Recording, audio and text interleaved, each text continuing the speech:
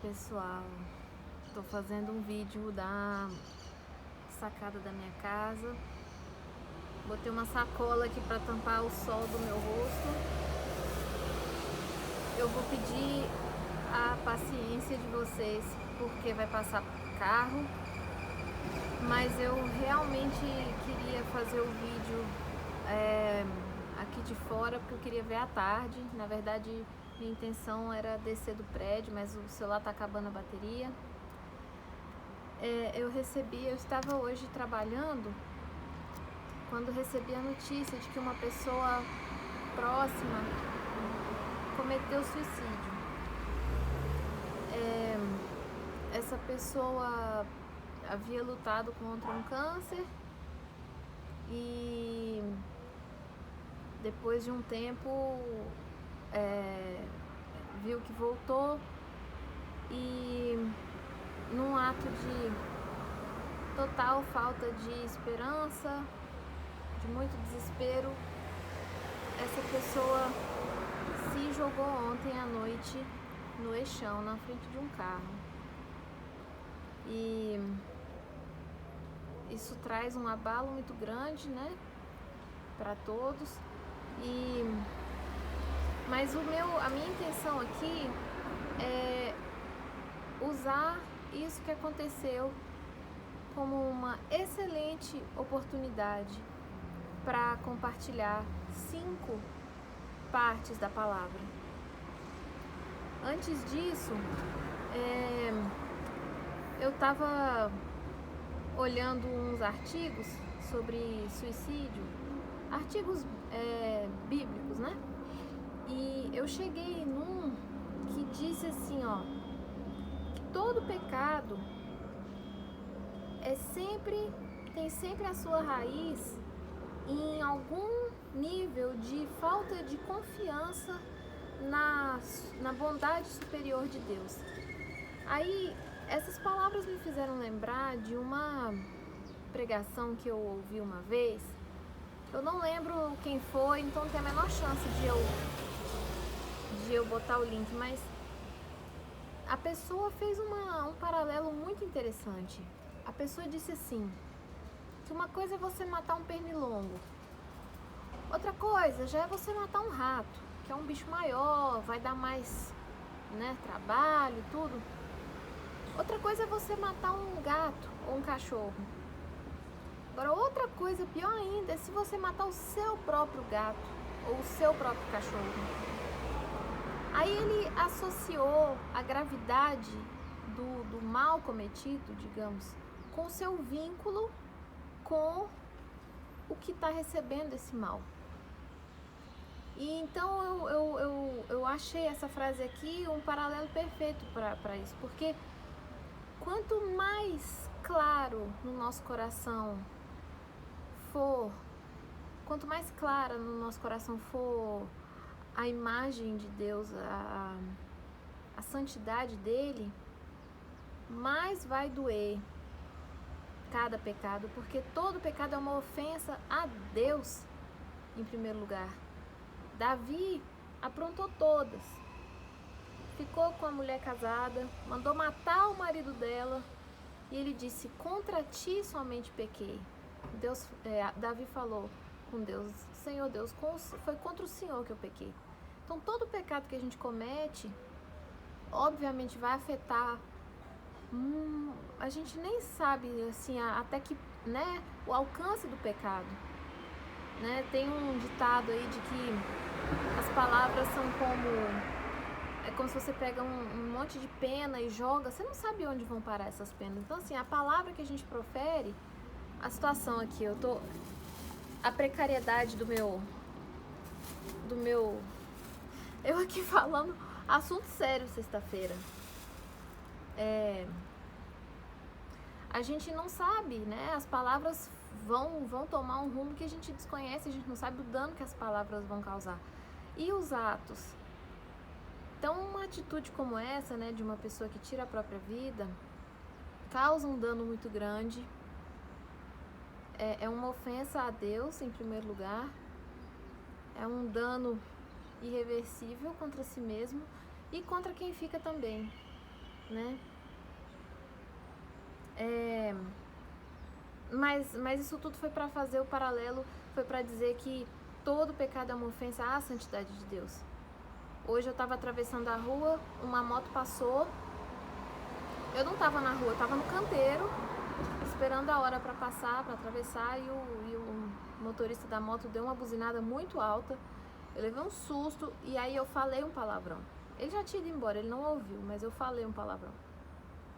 E pensei, por mais que ninguém tenha ouvido, o Senhor Deus, que habita o mais sublime céu, ouviu, ele conhece meu coração. Eu pedi perdão a ele, falei, Senhor, apaga essas palavras. Perdão. Se a gente tem uma presença santa ao nosso lado, isso causa efeitos, né? Aí, quando eu recebi a notícia, eu imediatamente me lembrei do que está escrito em Mateus, capítulo 7, de 24 a 27. Porque eu creio que a nossa vida deve ser edificada sobre a rocha firme, né? Deixa eu chegar esse aqui. Olha o que diz. Jesus falou, né? Assim, todo aquele que ouve estas minhas palavras e as pratica, será comparado a um homem sábio, que construiu a sua casa sobre a rocha. E caiu a chuva, vieram as enchentes, sopraram os ventos e bateram com violência contra aquela casa. Mas ela não caiu, pois tinha seus alicerces na rocha. Então olha que interessante. O fato de a casa ter sido edificada sobre a rocha não impediu que ela sofresse várias investidas contra ela.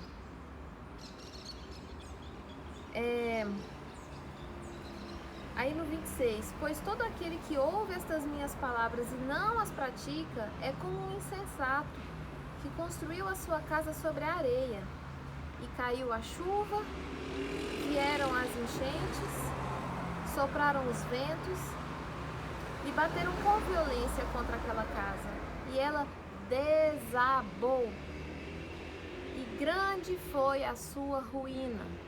Essas palavras sempre me chamaram a atenção. Desde as primeiras vezes que eu li a Bíblia, esses versículos sempre me chamaram a atenção. Grande foi a sua ruína. Sempre fiquei com isso, grande ruína, grande foi a sua ruína. Então, o fator comum entre as duas casas construídas nos diferentes lugares é que elas receberam as mesmas provações, as mesmas investidas. A diferença foi o destino, né? O que aconteceu com uma, o que aconteceu com outra. Então,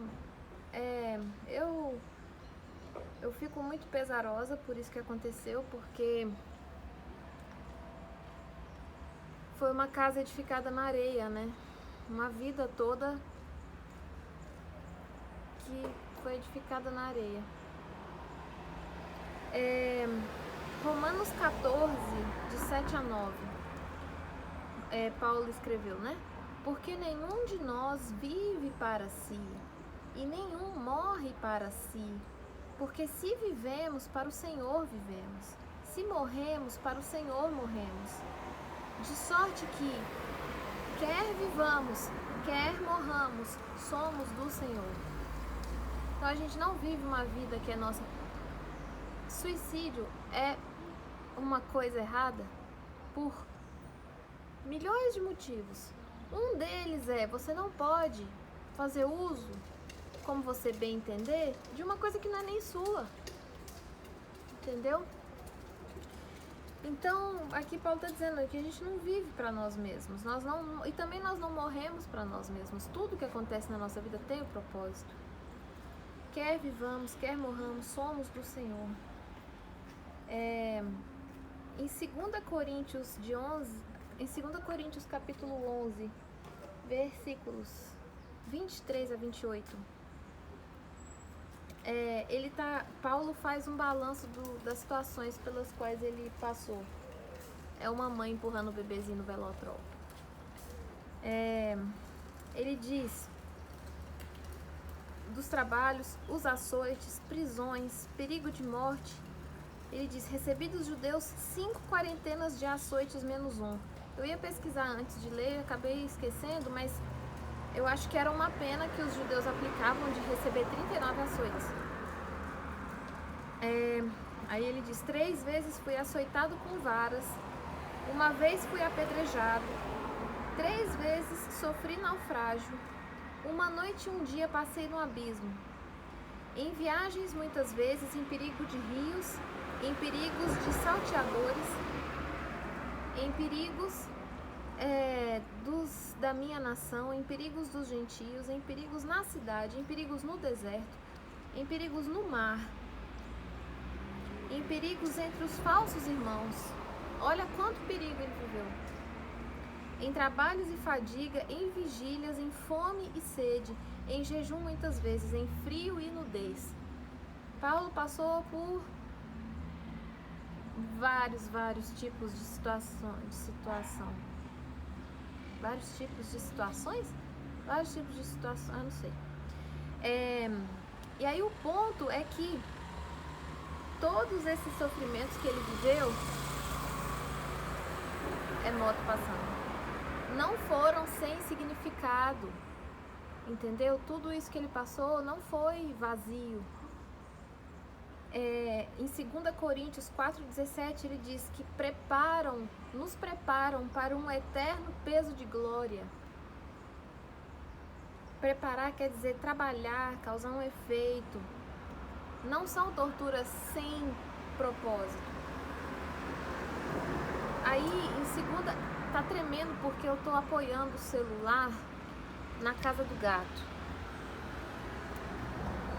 Então, digamos que eu tô colocando o celular não foi sobre a rocha, foi sobre a areia, entendeu? Por isso que tá tremendo. E o gato resolveu começar a brincar. As que se não veem são eternas. Assim, aí em 2 Coríntios de 16 a 18 tá escrito: por isso não desfalecemos, mas ainda que o nosso homem exterior se corrompa, o interior, contudo, se renova de dia em dia. Então Paulo podia estar vendo o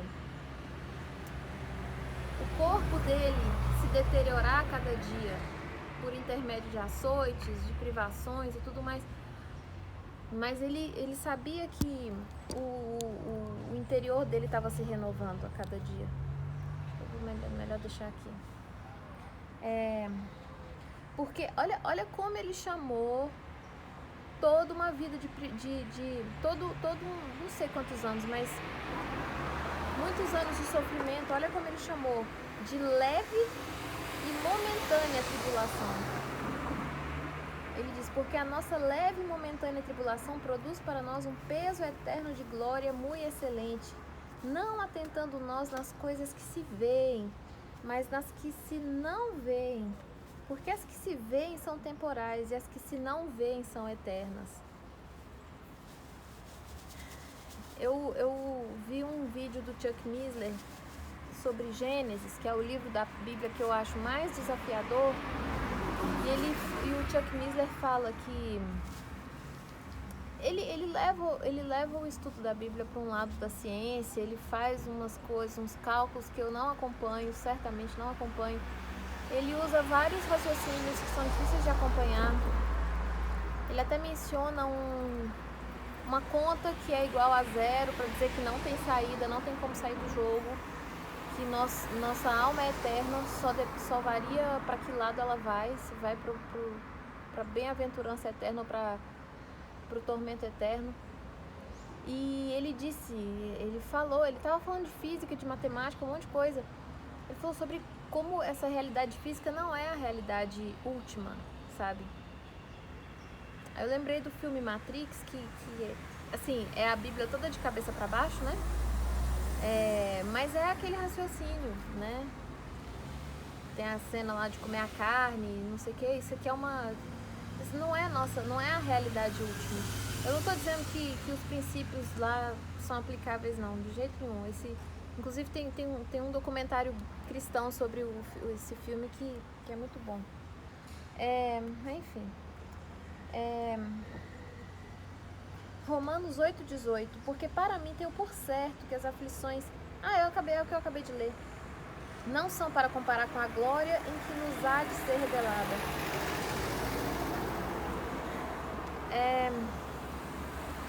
Bom, uma pessoa que conheceu essa pessoa que cometeu suicídio disse que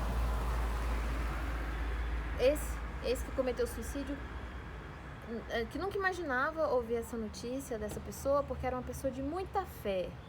Aí toda vez que eu escuto esse negócio, uma pessoa de muita fé, é pedir a Deus para abrir as portas, né? Para o evangelho ser pregado. Mas não existe gente com fé, não existe. A Bíblia fala que não existe, ninguém tem fé. A fé nos é dada por Deus. Ninguém nasce com fé como nasce com coração, como nasce com outras coisas. E aí diz que tinha muita fé em Santa Edviges. Aí eu penso, gente, Jesus, nós temos uma riqueza tão grande de palavras dele. Quantas vezes ele chama: vinde a mim, vós que estáis cansados e oprimidos, e eu vos aliviarei. Tem alguém que tenha interesse nos nossos sofrimentos, nas nossas dores, nas nossas agruras, como Jesus Cristo? Não tem. Ninguém. A gente conhece pessoas interessadas no dinheiro de outras, nós conhecemos pessoas interessadas em X, Y, Z coisas de outras pessoas e tudo mais.